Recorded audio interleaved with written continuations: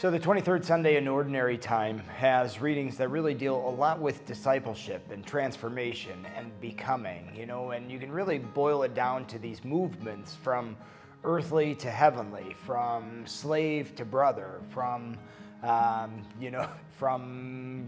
earthly to heavenly again in different ways, and well, I guess in some ways from selfishness to love, or from hatred to love. Jesus really says some interesting words in his gospel this weekend. And, he says, unless one hates his own family, his father and mother, and others, unless you hate them, you can't be my disciple. And it's like, okay, Jesus, whoa. You just said love your enemies, and you want us to hate our families? What's the deal there?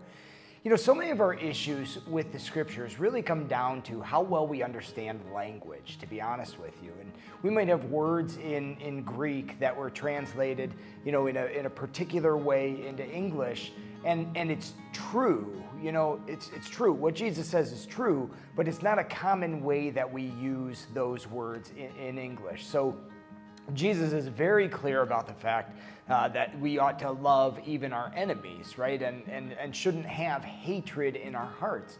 But he's also very clear that unless we prefer God himself to any other, to any human relationship, or to anything else that we might pursue on earth, then we're not going to be able to stick with him, right? We really have to have the preference first and foremost for God himself, and let the other things fall into their proper order. So no, Jesus doesn't say you have to, see, this is the funny thing about language. Like, I want to tell you, Jesus didn't say hate your family, but he did say hate your family.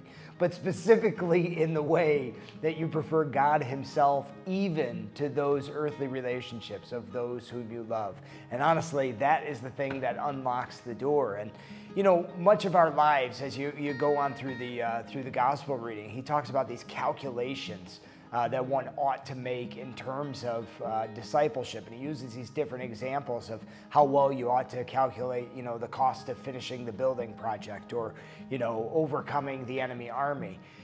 There's a piece to that that's also true in our lives of faith. We really ought to be at the point where we're ready. We know that we have the preference for God himself, in taking this leap towards him, really. But it's also not all at once. It's more progressional than that. It's more progressional, whatever you want to say. He brings us along a little bit at a time. So as long as we understand the reality of what he's calling us to, our preference for him. Lord, purify my heart. Help me to see everything in its proper order. Appreciate family, friends, other loving relationship and loved ones, but see them in light of your love and the way that you prefer, the way that you prefer us and the way that we ought to prefer you. So discipleship is a journey. It's a challenge. Yes, Jesus says very challenging things to us, but at the same time too, sometimes we just understand a little bit more of our own language, and we'll understand a little bit more of what Jesus is calling us to.